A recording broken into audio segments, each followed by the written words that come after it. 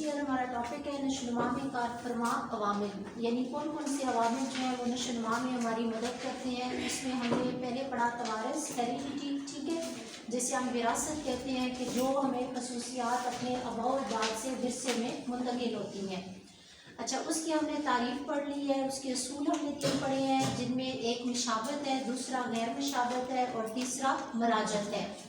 تو یہ چیزیں تینوں آپ کو کلیئر ہو چکی ہیں۔ اب ہم نے اس میں دیکھنا ہے ماحول، انوائرمنٹ، ٹھیک ہے، کیونکہ انسان کی جو نشوونما ہے یعنی اس کی گروتھ، ڈیولپمنٹ دونوں، یعنی جو انسان کے بڑھنے کا عمل ہے، ایک بچے کی نشوونما کا عمل ہے، اس میں اس کے اوپر صرف توارث یعنی اس کے آباء و اجداد کی خصوصیات، رنگ، ٹھیک ہے، اس کا اسی طرح سے اس کی ذہانت، اس کی شکل و شباہت، اس میں صرف آباء و اجداد کی خصوصیات اس پہ اثر انداز نہیں ہوتی، بلکہ اس کا ماحول جو ہے وہ بھی اس پہ اثر انداز ہوتا ہے۔ تو اب ہم یہاں پہ دیکھیں گے جو سیکنڈ ہمارا فیکٹر ہے، اور یہ بہت بڑا فیکٹر ہے کہ انوائرمنٹ، ٹھیک ہے، ماحول۔ تو اس میں سب سے پہلے ہم دیکھیں گے کہ ماحول کی تعریف کیا ہے۔ تو ماحول جو ہے یہ کیا ہے کہ اس میں بہت سی چیزیں جو ہیں، جیسے خارجی اثرات بھی، ٹھیک ہے، اس میں آب و ہوا ہے، موسم ہے، اسی طرح سے آپ کے معاشی حالات ہیں، پھر سماجی حالات ہیں، یہ ساری چیزیں جو ہے یہ مل کے ہمارا ماحول بناتی ہیں، اور یہ ماحول جو ہے یہ انسان پہ اثر انداز ہوتا ہے۔ اب جس طرح سے آپ ایک پلانٹ کی ایگزامپل لے لیں، ایک پودا جو ہے وہ جب زمین پہ اگتا ہے تو سب سے پہلے جو چیز اسے افیکٹ کر رہی ہوتی ہے وہ کیا ہوتی ہے؟ آب و ہوا، کہ اس جگہ کا ٹیمپریچر کیسا ہے، اس جگہ کی آب و ہوا کیسی ہے، اسی طرح سے پھر خوراک، اسے کھاد کیا مل رہی ہے، ٹھیک ہے، پھر اسی طرح سے اسے پانی میسر آ رہا ہے یا نہیں آ رہا۔ اب اگر یہ ساری چیزیں بہت اچھی ہوں گی تو اس پودے کی نشوونما کیا ہوگی؟ اچھی ہوگی، لیکن اگر یہ چیزیں ناقص ہوں گی، اچھی نہیں ہوں گی، تو اس پودے کی نشوونما کیا ہوگی؟ رک جائے گی، وہ مرجھا جائے گا اور آخرکار کیا ہوگا؟ ختم ہو جائے گا۔ تو اب یہ چیزیں کیا ہیں؟ ماحول ہے، یعنی اس پودے کو جو ماحول مل رہا ہے وہ ماحول اس کی پیدائش پہ کیا ہو رہا ہے؟ اثر انداز ہو رہا ہے۔ تو اسی طرح سے انسان کا جو ماحول ہے وہ اس کی نشوونما پہ کیا ہوتا ہے؟ اثر انداز ہوتا ہے۔ اگر انسان کو اچھا ماحول مل رہا ہے تو اس کی نشوونما پہ اچھے اثرات ہو رہے ہیں، اگر اسے اچھا ماحول نہیں مل رہا تو اس کی نشوونما پہ اچھے اثرات نہیں ہو رہے ہیں۔ تو ہمارے ماحول میں بہت سی چیزیں آ جاتی ہیں، جیسے ابھی آپ کو میں نے بتایا کہ اس کی یعنی ہماری اپنی آب و ہوا، ہم جس جگہ پہ رہ رہے ہیں، ہماری وہ جس طرح سے 3 فیکٹر ہے کہ ہم کیا خوراک کھاتے ہیں، ٹھیک ہے، آب و ہوا ہماری کیسی ہے، معاشی حالات انسان کے کیسے ہیں، اس کے ارد گرد معاشرہ جو ہے وہ کس طرح کا ہے، یہ ساری چیزیں انسان پہ اثر انداز ہوتی ہیں۔ اچھا، اب یہاں پہ ہم نے دیکھنا ہے ماحول کی اقسام۔ تو ماحول کی 2 بڑی اقسام ہے۔ ایک بچے کو 2 طرح کا ماحول ملتا ہے، ایک اسے پیدائش سے پہلے ماحول ملتا ہے اور ایک اسے پیدائش کے بعد ملتا ہے۔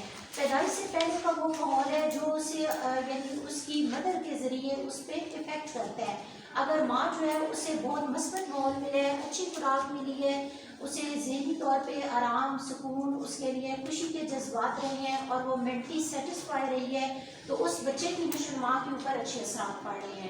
لیکن اگر خدا نخواستہ ماں کو ناقص خوراک ملی ہے، ماں کو اچھا ماحول نہیں ملا، یا اگر وہ کسی یعنی ایکسیڈنٹ کا شکار ہوئی ہے تو اسے جو چوٹ لگی ہے وہ بچے کی نشوونما کو کیا کر رہی ہے؟ متاثر کر رہی ہے۔ اسی وجہ سے سم ٹائم بہت سے بچے جب پیدا ہوتے ہیں تو انہیں پیدائشی طور پہ یعنی جیسے سر پہ چوٹ لگنا یا اس طرح کے حادثات ان کے ساتھ ہو چکے ہوتے ہیں، اور وہ پھر ان کی نشوونما کو کیا کرتے ہیں؟ افیکٹ کرتے ہیں۔ اسی طرح سے اگر ماں کو اچھی خوراک نہیں ملی تو وہ بچے کی نشوونما کو متاثر کر چکا ہوتا ہے۔ اب یہ تو وہ ماحول ہو گیا کہ جو ماں کی وجہ سے بچے کو ملا ہے، اور یہ پیدائش سے پہلے کا ماحول ہے، بیفور برتھ۔ اب ہم نے نیکسٹ دیکھنا ہے کہ آفٹر برتھ جو ہمارا ماحول ہے، پیدائش کے بعد کا ماحول، وہ کیا ہے کہ جب بچہ یعنی اس نے جنم لے لیا، وہ اس دنیا میں آ گیا، تو اسے جو ماحول مل رہا ہے، اسے خوراک کیسی مل رہی ہے، ٹھیک ہے، آب و ہوا اس جگہ کی کیسی ہے، اسے کیا کیا سہولیات مل رہی ہیں۔ اب یہ ساری چیزیں اس کے ماحول کو اسپیسیفک کر رہی ہیں، اس کے ماحول کا تعین کر رہی ہیں۔ تو وہ بچے جو بہت اچھے ماحول میں پرورش پا رہے ہوں گے ان کی نشوونما زیادہ اچھی ہوگی، اور وہ بچے جنہیں اچھی خوراک نہیں مل رہی، جنہیں اچھا لباس نہیں مل رہا، جنہیں اچھی تعلیمی سہولیات نہیں مل رہی، ان بچوں کی نشوونما پہ کیا ہوگا؟ اثر ایک واضح ہمیں نظر آئے گا۔ اچھا، اسی کے ساتھ اب ہم نے یہاں پہ دیکھتے ہیں کہ واٹسن جو ہے وہ بہت بڑا ماہر نفسیات ہے، اور اس نے بچوں کے بارے میں ماحول کی اہمیت اس طرح سے واضح کی تھی کہ آپ ایک بچے کو میرے حوالے کر دیں، آپ جو چاہیں گے میں اس سے وہ بنا دوں گا۔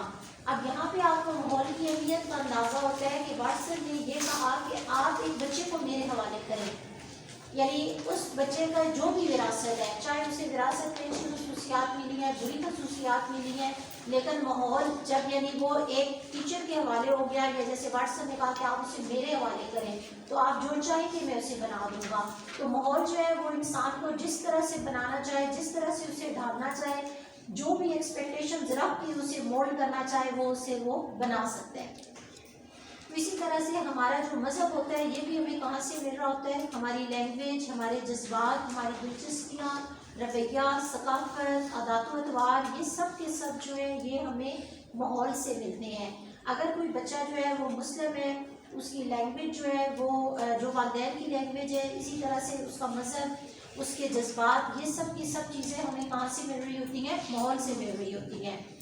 اچھا، اب یہاں پہ ہم دیکھیں گے کہ ماحول جو ہے یہ انسان مختلف قسم کے تجربات کو اپنی شخصیت کا جزو بناتا ہے اور اپنی عمر کے آخری لمحات تک ان کو وسعت دیتا رہتا ہے۔ عمدہ تعلیم و تربیت کے لیے موافق ماحول نہایت ضروری ہے۔ یہ ایسی قوت ہے جو یہ فیصلہ کرتی ہے کہ ایک شخص کی استعداد یا فطری صلاحیتیں کس حد تک بڑھ سکتی ہیں۔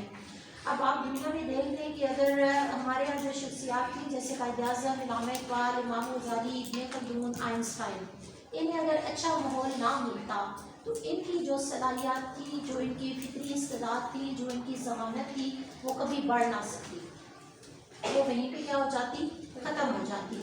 تو اس لیے ہم اس چیز سے اب انکار نہیں کر سکتے کہ ماحول کی کوئی اہمیت نہیں ہے، یا اگر ہم یہ کہیں کہ ایک انسان وراثت کے لحاظ سے اگر وہ ذہین ہے اور اسے ہم اچھا ماحول نہیں دیتے تو پھر بھی اس کی وراثت کی ذہانت اس کے کام آئے گی، تو ایسا نہیں ہے۔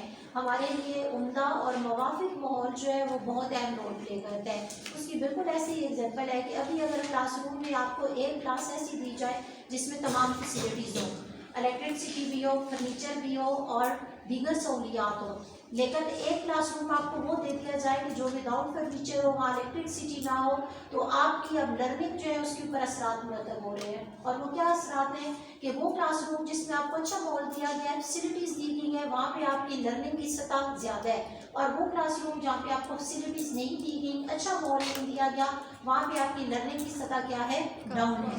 تو اس وجہ سے ماحول جو ہے وہ ہمارے لیے ایک بہت اہم رول پلے کرتا ہے۔ اچھا، اب یہاں پہ آپ دیکھیں کہ ہر بچہ جو ہے وہ جیسے ڈفرینٹ یعنی فیملیز میں اس کی برتھ ہوتی ہے، اٹ مینس ہر بچے کو ایک ڈفرینٹ انوائرمنٹ مل رہا ہوتا ہے، ٹھیک ہے۔ اب اس ڈفرینٹ انوائرمنٹ کے اثرات اس کے اوپر ڈفرینٹ طریقوں سے نظر آتے ہیں۔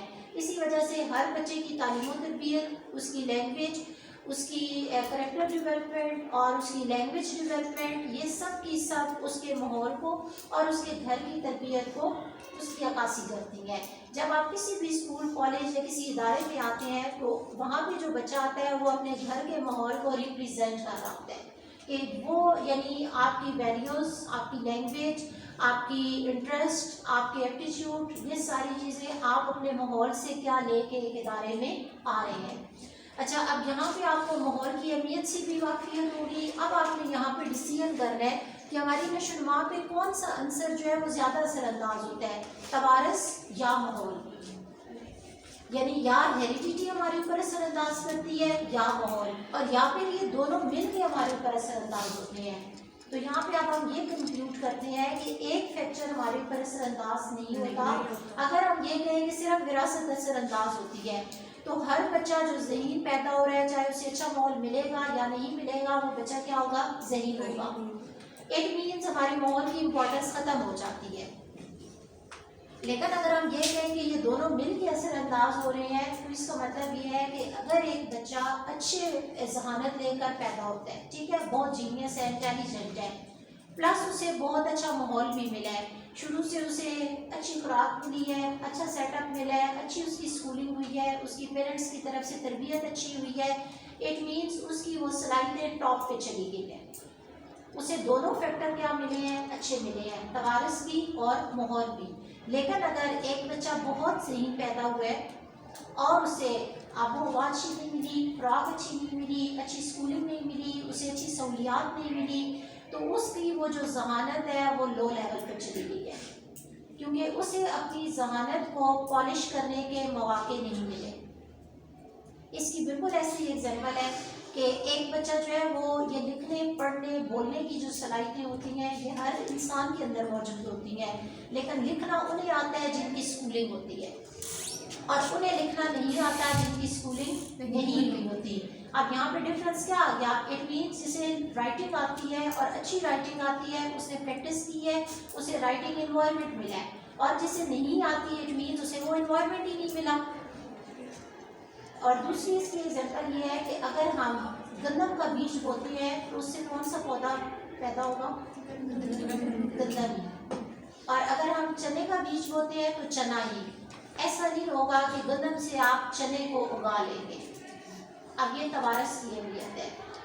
اگر یعنی ایک انسان کے اندر ذہانت اباء میں اسے جتنے لیول پہ ملی آ رہی ہے وہ اس کی صلاحیت ایگزسٹ کرتی ہے، لیکن اس کی دوسری اپوزٹ ایگزامپل یہ ہے کہ اگر ایک بچہ جو ہے وہ وراثتاً خودذہن ہے، اس کی ذہانت اچھے درجے کی نہیں ہے، تو آپ اسے اس ماحول میں جتنی سہولیات دے لیں گے اس کی ذہانت ایوریج تک تو چلی جائے گی، بہت اچھے ماحول کی وجہ سے، ٹیچرز کی وجہ سے، اسکولنگ کی وجہ سے، لیکن اس کی ذہانت کبھی جینیس نہیں وہ بن سکتا، اس لیے کہ وراثت میں اسے جو چیز مل گئی ہے اسے ہم جتنا مرضی ماحول سے پالش کر لیں گے وہ خودذہن سے ذہین تو بن جائے گا، وہ جینیس قطعی نہیں بن سکتا۔